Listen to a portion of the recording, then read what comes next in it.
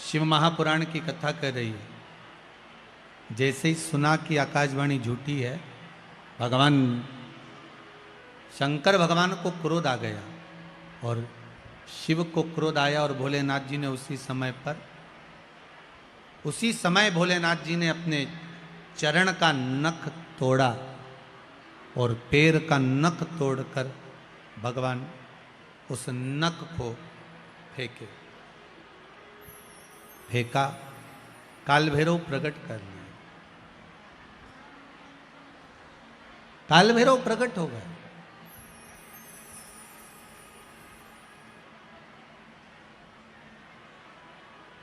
जब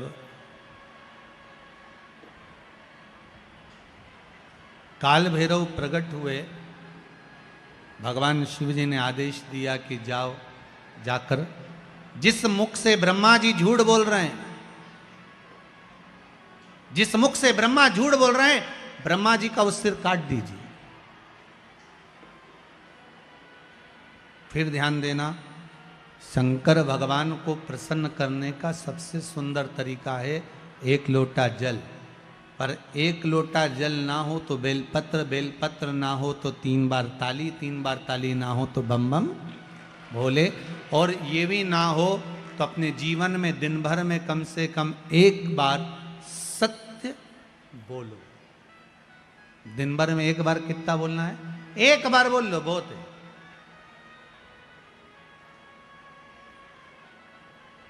जीवन का सबसे ज्यादा सुख सत्य बोलने में प्रकट हो जाएगा। सत्यम शिवम सुंदरम। सत्य प्रिय है मेरे भोलेनाथ। हर हर महा। भगवान की प्रियता सत्य में,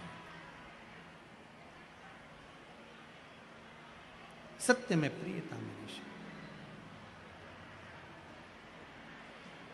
शंकर भगवान की कथा कर रही है। ओगढ़धानी त्रिकालदर्शी मेरे कैलाशी की कथा कर रही है। मेरे बाबा की कथा कहती है भगवान शिव काल भैरव को प्रकट करे। काल भैरव ने ब्रह्मा जी का सिर काट दिया। सिर लुढ़कता गया, लुढ़कता गया, लुढ़कता गया, तो भी वो मस्तक झूठ बोलता रहा। मस्तक अभी भी झूठ बोल रहा है कि आकाशवाणी झूठी है। अब सिर कट गया। सिर कटने के बाद भी सिर लुढ़कता लुढ़कता झूठ बोलता गया।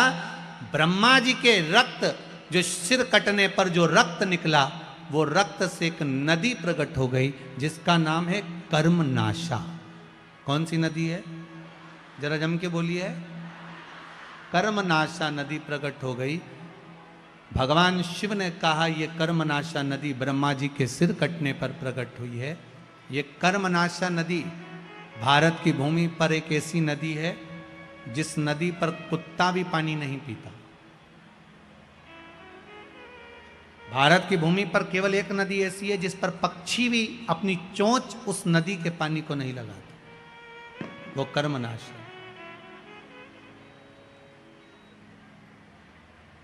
इलाहाबाद से काशी के बीच में बहने वाली ये नदी वैसे तो 14 किलोमीटर की है, पर आजकल अगर लोग नेट पर सर्च करते हैं तो वो 20 किलोमीटर की दिखती है।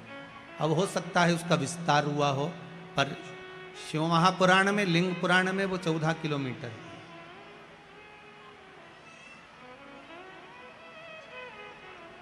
एक कर्मनाशा नदी जिस पर यूपी गवर्नमेंट ने बड़े बड़े बोर्ड लगा कर रखे हैं, इसमें हाथ ना धोइए, इसमें पांव ना धोइए, इसका स्पर्श ना करिए, ये कर्मनाशा है।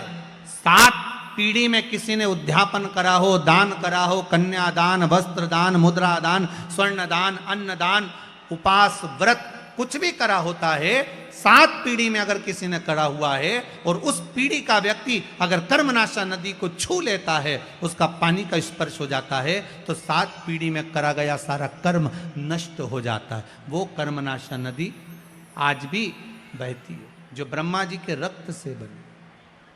विद्वान लोग आज भी उस नदी के पास नहीं जाते, उस नदी के करीब में नहीं पहुंचते।